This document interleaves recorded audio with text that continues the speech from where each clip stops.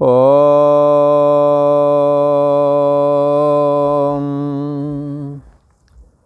श्री योग वासिष्ठ के उपसम प्रकरण में श्री वशिष्ठ जी महाराज बोले, हे राम जी, क्षण भंगुर मन की वृत्ति है, क्षण क्षण में बदलती रहती है, इसलिए क्षण भंगुर मन की वृत्ति है। सुबह में मन की स्थिति क्या है, दोपहरी में क्या है, शाम को क्या है। तरह तरह की मनोवृत्तियाँ बदलती रहती हैं। सुबह के लिए भोजन नाश्ता आदि का कैसा जी करता, शाम को कैसा करता, दोपहरी को क्या, क्षण क्षण बदलता रहता है। श्री वशिष्ठ जी महाराज कहते हैं, ये क्षण भंगुर रूप मन की वृत्ति है और अकस्मात जगत में इसकी स्थिति वही है।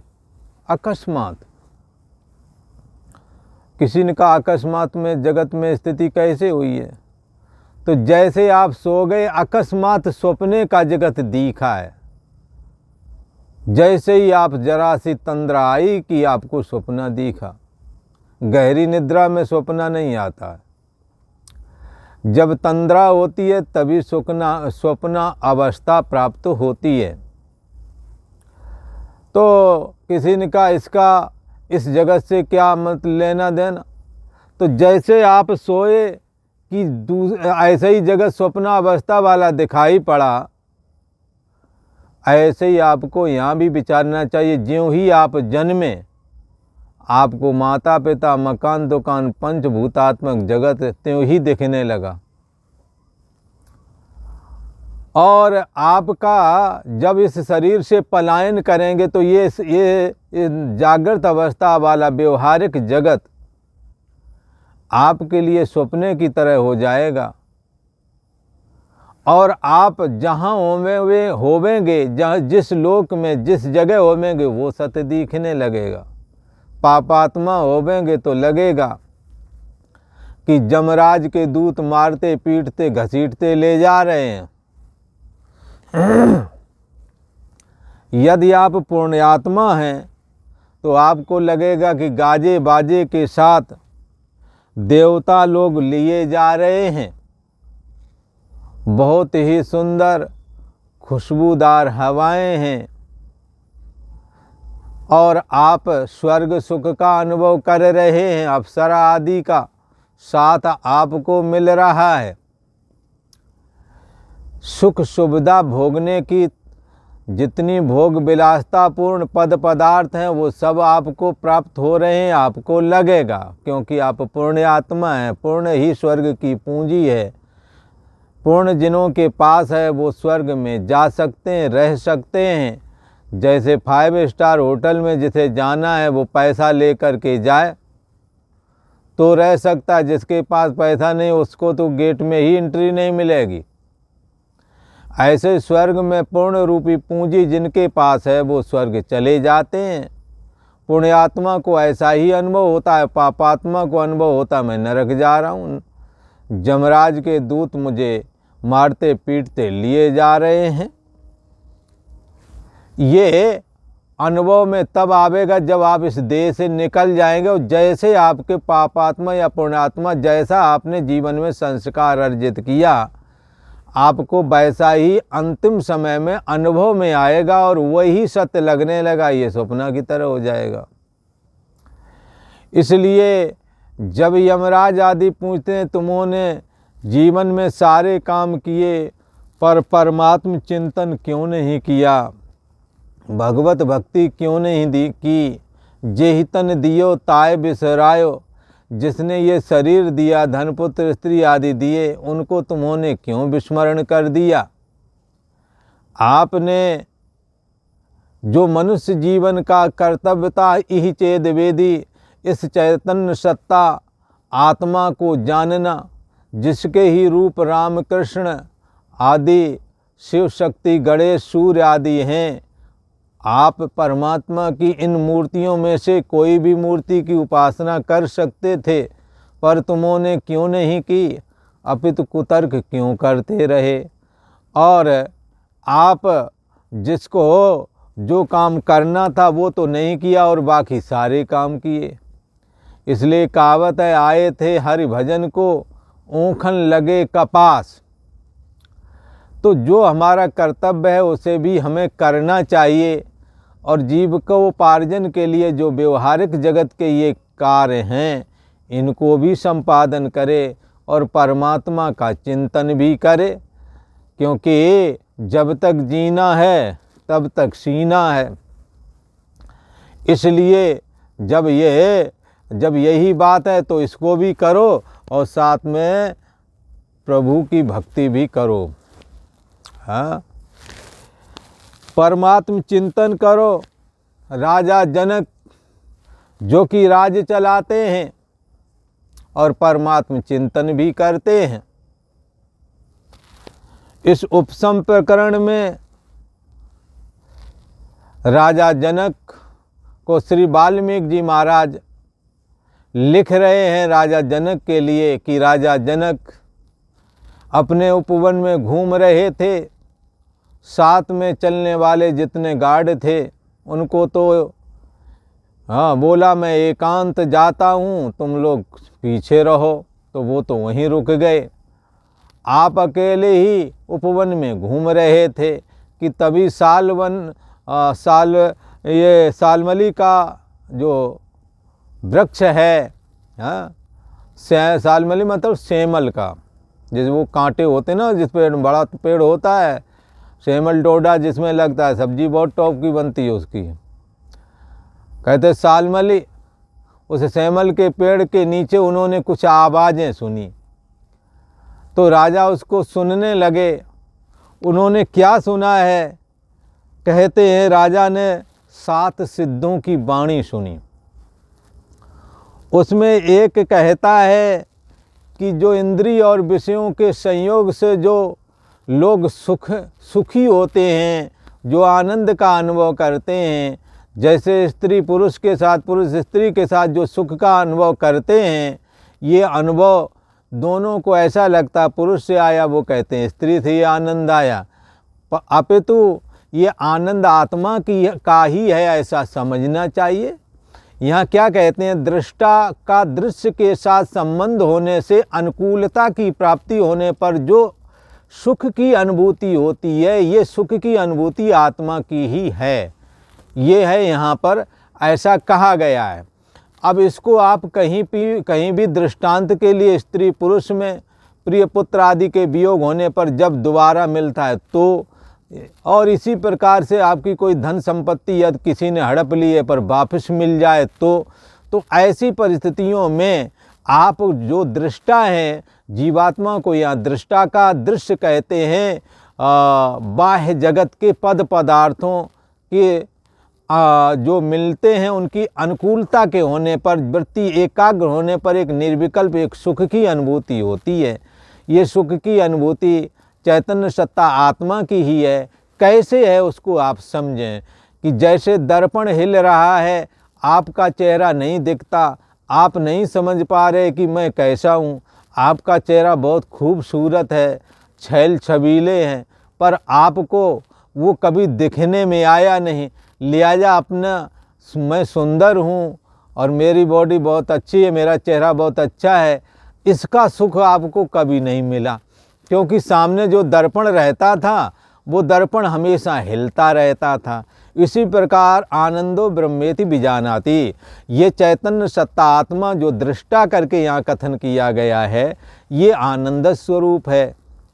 पर इस आनंद स्वरूप आत्मा जो है ना, वही तुम्हारी असली मैं है, हमारी आपकी सबकी। वो असली मैं अपने आप स्वयं आनंद स्वरूप है और अविनाशी है, नित्य है, शरीर के मरने पर भी नहीं मरता, नित्य नूतन है, आनंद स्वरूप है, नित्य नया आनंद है। ऐसा सुंदर स्वरूप हमारा है, पर हमारा आपका सभी का। पर फिर भी हमें ऐसा लगता नहीं, हमें लगता मैं सुखी हूँ, मैं दुखी हूँ, मेरा जन्म हुआ है, मेरा मरण हो जाएगा, मैं ब्रह्म, मैं आनंद स्वरूप कैसे हो सकता हूँ, ऐसा लगा रहता है। क्यों लगा रहता है? क्योंकि जो मन रूपी दर्पण है, ये मन रूपी दर्पण संसार की अनुकूलता और प्रतिकूलता अथवा राग द्वेष की वृत्ति के चलते मन कभी स्थिर नहीं हो पाता है। इसलिए ये रहस्य भी क्लियर नहीं होता कि मैं आनंद स्वरूप हूँ। किसी के होने न होने से मुझ में कोई फर्क नहीं पड़ता, मैं आनंद स्वरूप हूँ।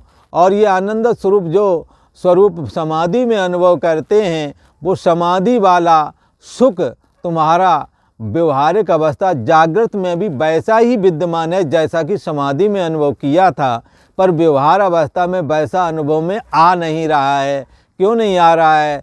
क्योंकि मन जो है राग द्वेष में फंसा हुआ है, नाना प्रकार की कामना और आसक्ति में फंसा हुआ है, जिसके चलते कभी भी एक क्षण के लिए भी नहीं ठहरता। और जब मन रूपी दर्पण स्थिर हो तो मुझे अपना आनंद स्वरूप आत्मा, आनंद स्वरूप जो हमारा स्वरूप है, जो हमारा निज स्वरूप है, यदि मन एकाग्र हो जाए, रुक जाए, तो उसमें मैं आनंद स्वरूप हूँ, मैं निर्विकल्प हूँ, ऐसा मुझे दिखे। पर मेरा मन कभी स्थिर हुआ नहीं। थोड़ा मोड़ा हो भी गया तो आत्मा का बोध शास्त्रों के द्वारा श्रवण करके जैसा आत्मा है वैसा हमने जाना नहीं।